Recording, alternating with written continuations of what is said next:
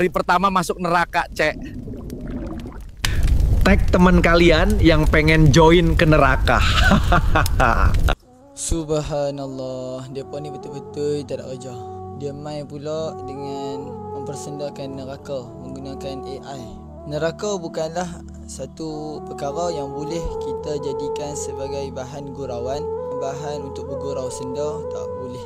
Tambah-tambah lagi mempersendakan lagi tak boleh. Kerana neraka ini yang telah disebut oleh Allah dan Nabi di dalam Al-Quran, di dalam hadis adalah neraka ini satu tempat untuk diberi azab dan siksa kepada orang-orang yang berdosa. Nabi bersabda dalam satu hadis sahih, Nabi kata, jika kamu tahu apa yang aku tahu, nescaya kamu akan sedikit ketawa dan banyak menangis. Sebab Nabi dah pernah tengok syurga dan neraka.